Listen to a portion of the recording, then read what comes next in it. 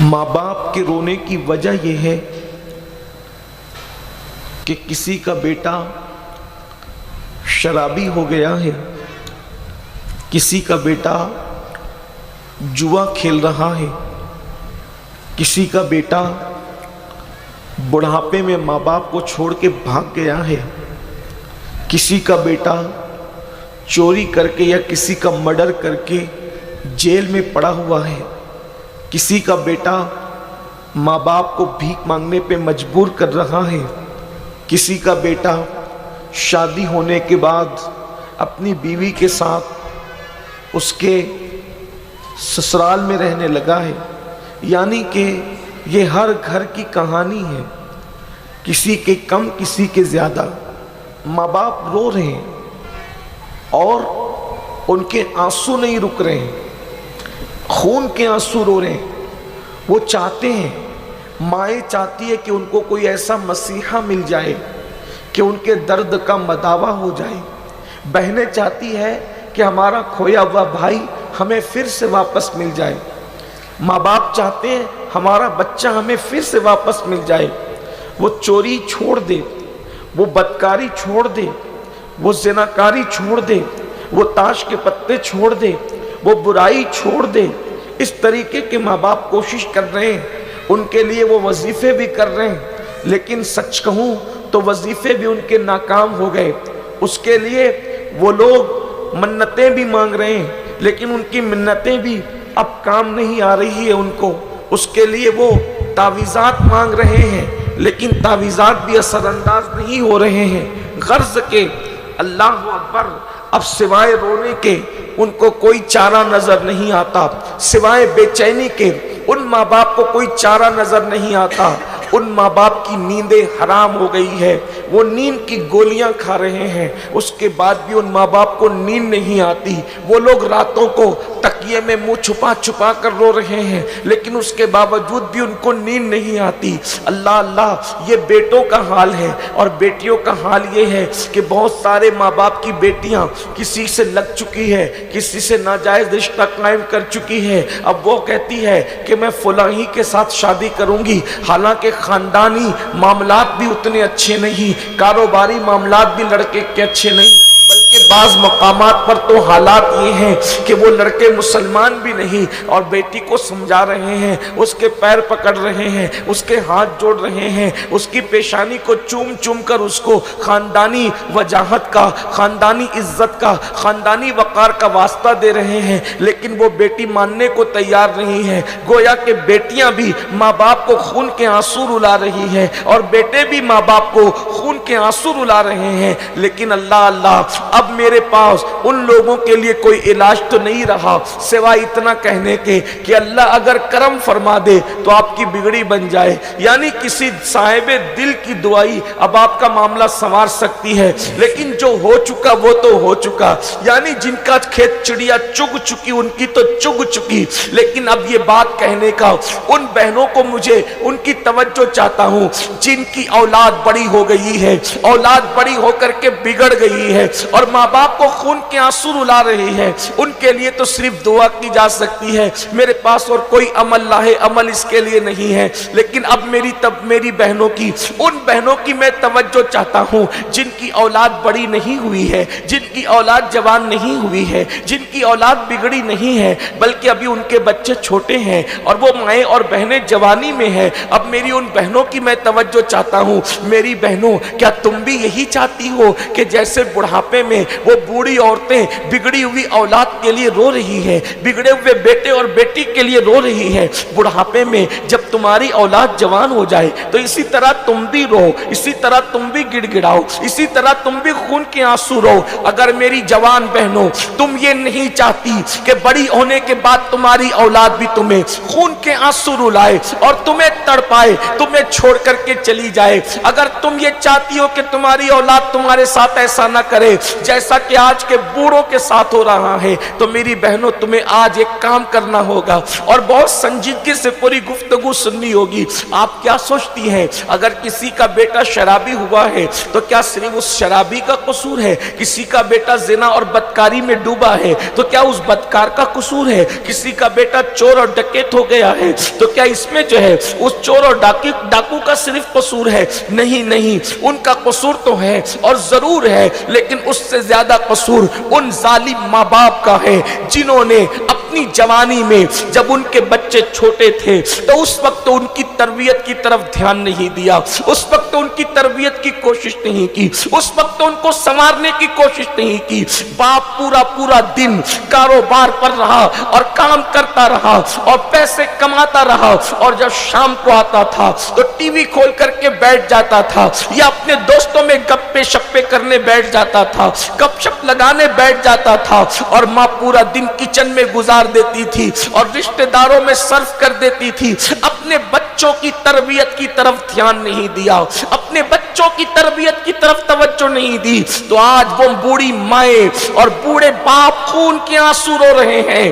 اے خاتون جنت کی کنیزوں، ابھی پالا تمہارے ہاتھ میں ہے، ابھی موقع تمہارے ہاتھ میں ہے کہ تمہارے بچے چھوٹے ہیں، اب تم اس منزل سے بچنا چاہتی ہو تو میرا یہ مشورہ ہے، سنی دعوت اسلامی کے حبلی کے اجتماع کے اندر یہ مشورہ ہے کہ میری بہنوں، اگر تم اس نقصان سے بچنا چاہتی ہو تو اپنے بچوں کی صحیح تربیت کرو، اپنے بچوں کی اچھی تربیت کرو. اور آج تربیت کس طریقے سے کرنا چاہیے، ایک ماں کون سا رول پلے کر سکتی ہے، ایک ماں اپنے بچے کو کیسے سنوار سکتی ہے. اچھی طرح یاد رکھنا، ماں اگر چاہے تو بچہ ولی اور قطب اور ابدال بھی ہو سکتا ہے، اور ماں اگر چاہے تو اللہ اکبر بچہ چور ڈاکو اور لٹیرا بھی بن سکتا ہے. یہ ماں کے ہاتھ میں ہے. کسی شاعرہ نے کہا تھا کہ اللہ اللہ، اور بہت خوب کہا تھا، بلکہ کسی شاعر ہی نے کہا تھا کہ آج بھی ہو سکتا ہے عیسیٰ کا پرتو پیدا، آج بھی ہو سکتا ہے. اس نے عیسیٰ سا بیٹا کہا تھا، لیکن میں ذرا مسئلے کی نزاکت کو دیکھتے ہوئے تھوڑا ترمیم کے ساتھ کہوں، آج بھی ہو سکتا ہے عیسیٰ کا پرتو پیدا، آج بھی ہو سکتا ہے عیسیٰ کا پرتو پیدا. ماں کی گود ہی ملتی نہیں مریم کی طرح. اگر آج بھی ماں کی گود مریم کی طرح ہو جائے تو عیسیٰ تو پیدا نہیں ہو سکتا، لیکن کردار عیسیٰ لے کر کے بیٹا ضرور پیدا ہو سکتا ہے. اگر آج بھی ماں فاطمۃ الزہرا کی گود کی طرح محفوظ ہو جائے تو بیٹا اللہ اللہ حسین نہیں تو غلام حسین بن کر کے ضرور پیدا ہو سکتا ہے. اگر آج بھی ماں کی گود ماہ نور فاطمہ کی طرح ہو جائے تو بیٹا معین الدین غریب نواز کا غلام، سچا ماں باپ کا وفادار پیدا ہو سکتا ہے. اگر آج بھی ماں کی گود ام الخیر فاطمہ کی طرح ہو جائے تو آج بھی بیٹا غوث اعظم شیخ عبد القادر جیلانی کا غلام پیدا ہو سکتا ہے. اے خاتون جنت کی کنیزوں، اگر آگے خون کے آنسو رونے سے بچنا ہے تو اپنے بچوں کی تربیت کا پلان کرنا ہوگا، اپنے بچوں کی تربیت کا منصوبہ بنانا ہوگا. اور اپنے بچوں کی تربیت کیسے کی جائے گی اس کو اچھی طرح یاد رکھنا. دیکھو ماں ایک زمین کی طرح ہوتی ہے، ماں کا کردار زمین کی طرح ہے. اللہ اللہ، آپ نے کبھی نہیں دیکھا ہوگا کہ زمین خراب ہو تو اس خراب زمین میں کبھی اچھی فصل آ جائے. یہ بات یاد رکھنا، اگر ماں گانے سنے گی اور ماں گانے گنگنائے گی تو بیٹا کبھی نیک اور متقی نہیں ہو سکتا. ماں اگر مردوں سے بے پردہ گفتگو کرے گی، مردوں سے بے پردہ بات چیت کرے گی، فون پر لمبی لمبی گفتگو اجنبی مردوں کے ساتھ کرتی رہے گی تو بیٹا کبھی بھی نیک اور پرہیزگار نہیں ہو سکتا. ماں اگر اپنے شوہر سے جھگڑا کرے گی، یعنی ماں باپ میں جھگڑا ہوگا تو اولاد کبھی بھی جو ہے وہ شریف نہیں ہوں گے. ماں باپ کو جھگڑا کرتے دیکھ کر اولاد بھی جھگڑا کرے گی. میری بہنوں یاد رکھنا، اگر تم صدقہ نہیں کرو گی تو تمہاری اولاد اللہ کی راہ میں دینے والی نہیں بنے گی بلکہ وہ لوٹنے والی بنے گی. اے میری بہنوں، اگر تم گالی دو گی تو تمہاری اولاد تم کو سن کر کے گالیاں دے گی. اگر تم سیریل میں زنا کے مناظر دیکھو گی تو تمہاری اولاد بھی وہ زنا کے مناظر بچپنے میں دیکھ کر جوان ہو کر کے پھر وہ بھی بدکاری کرتے نظر آئیں گے. اے خاتون جنت کی کنیزوں، آج اگر بیٹیاں کسی غیر کا ہاتھ پکڑ کر کے के भाग रही है। तो किसने कोचिंग की तुम्हारी बच्चियों की भागने के लिए? किसने ज़हनी तरबियत की तुम्हारी बच्चियों की भागने के लिए? तुम्हारी बच्चियों को आवारापन पे किसने उभारा? यकीनन तुम्हारे घर कोई आया तो नहीं, कोई समझाने के लिए तो नहीं आया, कोई बिगाड़ने के लिए नहीं आया, कोई बदकारी पे उकसाने के लिए नहीं आया। फिर आखिर कौन सी चीज थी? तो ये बात याद रखना, औलाद को बिगाड़ने में इस वक्त तो जो सीरियल रोल अदा कर रहे हैं, इतने जहरीले हैं ये सीरियल। ये देखने में तो बज़ाहिर बहुत दिलचस्प है, लेकिन ये हमारे घरों को आग लगा रहे हैं, हमारे घरों को तबाह कर रहे हैं, हमारे घरों को बर्बाद कर रहे हैं। ऐ खातून जन्नत की कनीजों, एक नरम पहलू तुम्हारे दिलो दिमाग में डाल दिया गया। ये सीरियल तो घरेलू सीरियल है, इसमें तो घरेलू कहानी बताई जाती है। फिर उसके बाद कुछ लोग कहते हैं ये तो पाकिस्तानी सीरियल है, ये तो फला मुल्क के सीरियल है, इसमें तो इस्लाम भी बताया जाता है। सुन लो, हमें सीरियलों से इस्लाम सीखने की जरूरत नहीं, हमें सीरियलों से दीन सीखने की जरूरत नहीं। दीन सिखाएंगे वो लोग जो नचनिए हैं, दीन सिखाएंगे वो लोग जो गवैये हैं, दीन सिखाएंगे वो लोग जो स्क्रीन पर आकर के ज़िना करते हैं। हमें सीरियलों से दीन सीखने की जरूरत नहीं, हमें दीन सिखाने के लिए मुहम्मदुर रसूलुल्लाह की जात काफी है, हमें दीन सिखाने के लिए असहाबे मुस्तफा की जात काफी है, हमें दीन सिखाने के लिए अहले बैत की जात काफी है, हमें दीन सिखाने के लिए गौस व ख्वाजा की जात काफी है, हमें दीन सिखाने के लिए सूफिया की जात काफी है। हम सीरियल से दीन सीख रहे हैं। या अल्लाहु अकबर। बुजुर्गान चिश्त अहले बहिश्त में बाबा फरीदुद्दीन गंजे शकर उस हस्ती का नाम है। अल्लाहु अकबर।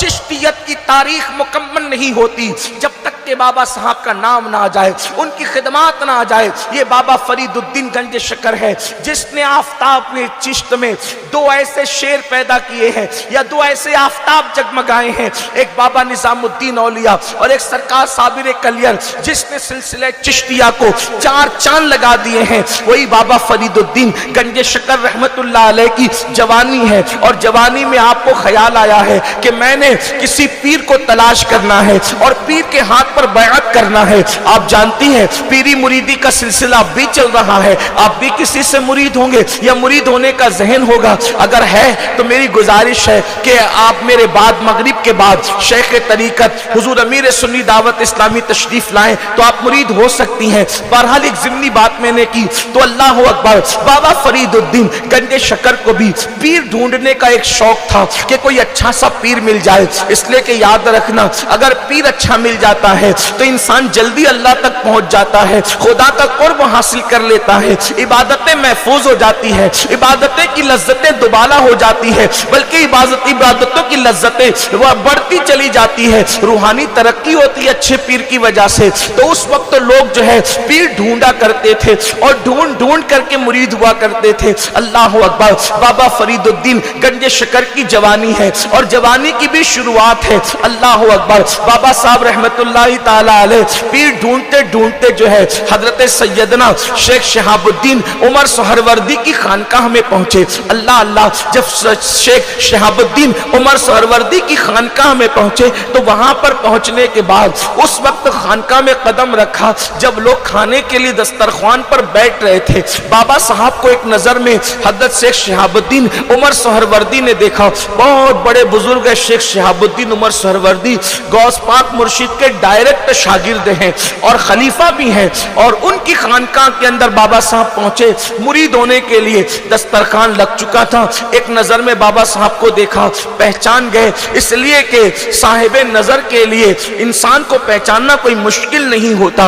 उन्होंने पहचान लिया कोई मामूली जवान नहीं है। लेकिन चूंकि दस्तरखान लग चुका था, इशारा किया, बैठ गए। बैठने के बाद बड़े बड़े उलमा, बड़े बड़े फजला, बड़े बड़े दानिश्वर हजरत सरकार शहाबुद्दीन उमर सोहरवर्दी के दस्तरखान पे बैठे थे। सबके हाथ धुलाए जा रहे थे। अल्लाह अकबर। दस्तरखान पे हाथ धुलाने का सूफिया के यहाँ तरीका ये है कि अल्लाह अकबर जो है वो हाथ धुलाए जाते हैं एहतराम के साथ, ताज़ीम के साथ, तकरीम के साथ। और चूंकि अजनबी थे उस महफिल में हजरत सैयदी बाबा फरीदुद्दीन गंजे शकर और उम्र में सबसे कम थे। तो हुआ ये कि जब आपको बिठाया गया तो शुरुआत आप آپ ہی سے کی گئی. بابا فرید سے شروعات کی گئی ہاتھ دھلانے کی. ادھر کنیز تھی, کنیز ہاتھ دھلانے کے لیے آئی تو بابا صاحب نے کنیز کے چہرے کی طرف نظر کی اور ہاتھ دھلنے لگے. اور کنیز پانی ڈالتی گئی, ہاتھ دھلتے گئے, پانی ڈالتی گئی, ہاتھ دھلتے گئے. ایک لوٹا پانی ختم, دوسرا لوٹا پانی ختم, تیسرا لوٹا پانی ختم, لوٹے پہ لوٹا ختم ہوتا جا رہا ہے. اور سب لوگ انہی کو متوجہ ہو کر دیکھ رہے ہیں. بعض لوگ گھور کے دیکھ رہے ہیں, بعض لوگ ایک دوسرے کو کونی کا اشارہ کر رہے ہیں, بعض کنکھیوں کا اشارہ کر رہے ہیں. ان جناب کو دیکھو, ہاتھ دھونے کی اوقات نہیں, ہاتھ دھونے کی حیثیت نہیں, ہاتھ دھونے کا سنت طریقہ معلوم نہیں. اور اتنے بڑے پیر شہاب الدین عمر سہروردی سے مرید ہونے کے لیے چلے آئیے جناب. اور اس کے بعد بابا صاحب دیر تک ہاتھ دھوتے رہے, دھوتے رہے, دھوتے رہے. حضرت شیخ شہاب الدین عمر سہروردی بھی کبھی توجہ کرتے, کبھی آنکھیں جو ہے وہ کسی اور طرف پھیر لیتے, کبھی توجہ کرتے, کبھی آنکھیں کسی اور طرف پھیر لیتے. چونکہ بیٹھنے والے اس منزل کے نہ تھے, شیخ شہاب الدین سمجھ رہے تھے معاملہ کیا ہے اور بات کیا ہے اور حالات کیا ہے. بہرحال سب نے پھر اپنی اپنی حیثیت کے مطابق ہاتھ دھوئے. کھانا شروع ہوا. کھانا شروع ہونے کے بعد جب کھانا ختم ہو گیا, اچھا حیرت کی بات یہ ہے کہ جب کھانے سے پہلے ہاتھ دھلے جاتے ہیں تو ہاتھ میں کچھ لگا تو نہیں ہوتا, تو آدمی جلدی ہاتھ دھو لیتا ہے. لیکن کھانے کے بعد جب ہاتھ دھلے جاتے ہیں تو آدمی تھوڑا دیر تک دھوتا ہے. اور اس کا الٹ ہو گیا, کھانے سے پہلے کہیں لوٹے گوا دیے اور کھانے کے بعد نارمل ہاتھ دھو لیا. لوگوں کو اس پر بھی حیرت ہوئی کہ پہلے ہاتھ میں کچھ نہ تھا, اتنا دھویا, اور جب ہاتھ میں جو ہے وہ کھانا کھانے کے بعد کچھ نہ کچھ لگ جاتا ہے تو بہت نارمل دھویا. تو حضرت شیخ شہاب الدین عمر سہروردی نے کہا, شہزادے فرید یہ بتاؤ کہ آپ نے اتنا پانی ضائع کر دیا ہاتھ دھونے کے اندر, آپ کو نہیں پتا ہاتھ دھوتے وقت اتنا پانی ضائع کرنا اسلام نے اسراف کہا ہے, اور اسراف اسلام میں جائز نہیں ہے, ناجائز ہے اسراف اسلام کے اندر. تو تم نے اسراف کیا بیٹے, اور آپ مرید ہونے آئے ہیں.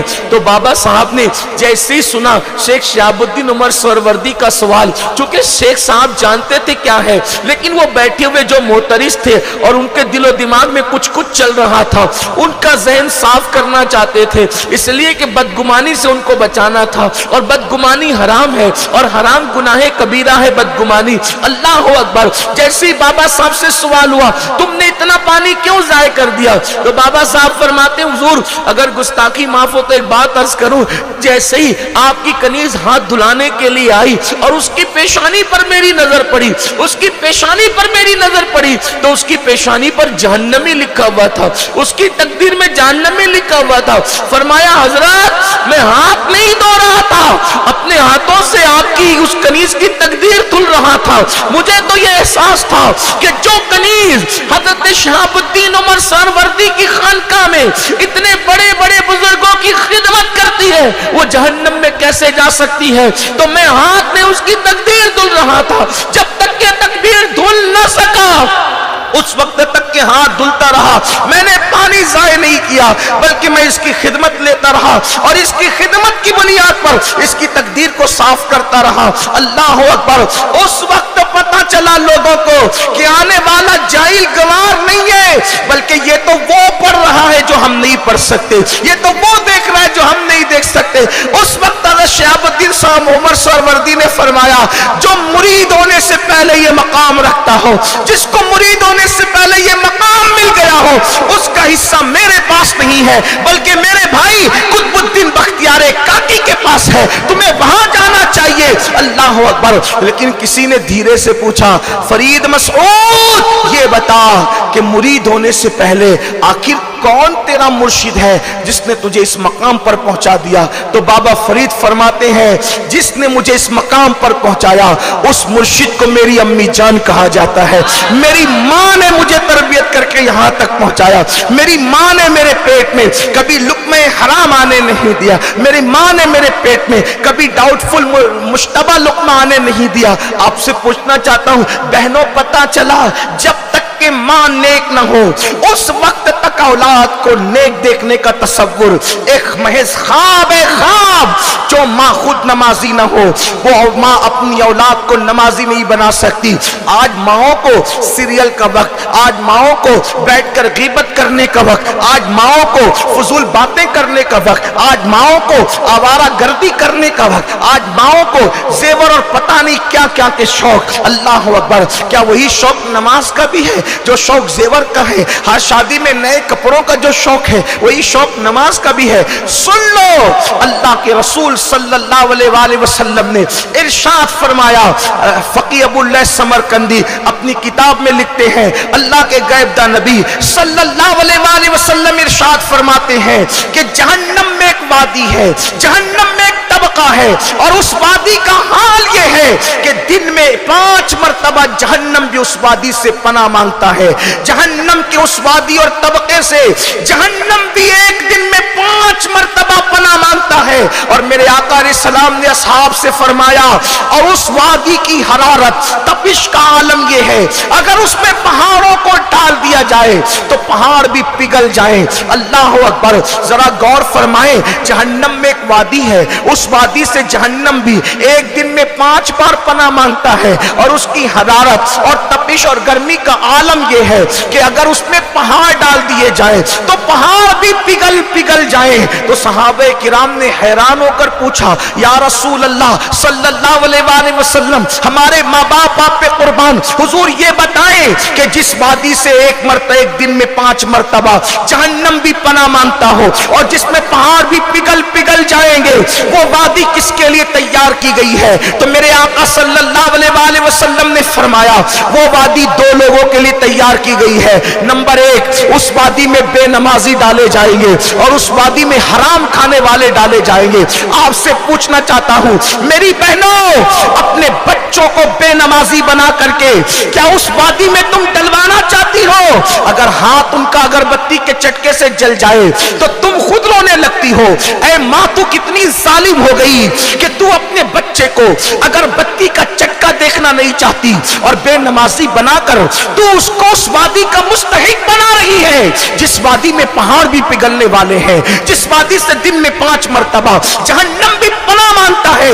ऐ माँ, तेरी ममता कहां चली गई? ऐ माँ, तेरी ममता कहां खो गई? ऐ माँ, तेरी ममता कहां सो गई? ममता सिर्फ जो है बच्चे को लोरी देने का नाम नहीं, ममता सिर्फ बच्चे को चूल्हा देने का नाम नहीं, ममता सिर्फ बच्चे को मिठाइयां खिलाने का नाम नहीं, ममता सिर्फ बच्चे को अच्छे कपड़े पहनाने का नाम नहीं, ममता सिर्फ बच्चे को अच्छे स्कूल में भेजने का नाम नहीं। ऐ मेरी बहन, अपने बच्चे की दुनिया की फिक्र करने वाली, ऐ ममता में मशहूर माँ, अपने बच्चे की आखिरत की फिक्र कर। याद रख, अल्लाह न करे, 1000 बार न करे, अगर तूने लोरी न दी तो तेरे बच्चे का वो नुकसान न होगा। अगर तूने झूले में न सुलाया तेरे बच्चे का वो नुकसान न होगा। ऐ माँ, अल्लाह अकबर, अगर तूने अपने बच्चे को अब अच्छे स्कूल में नहीं पढ़ाया तो भी उतना बड़ा नुकसान न होगा। मगर याद रखना, अगर तूने अपने बच्चे को नमाजी न बनाया, तूने अपने बच्चे को दीनदार न बनाया, तूने अपने बच्चे के दिल में अल्लाह की खशियत पैदा न की, अल्लाह का खौफ पैदा न किया,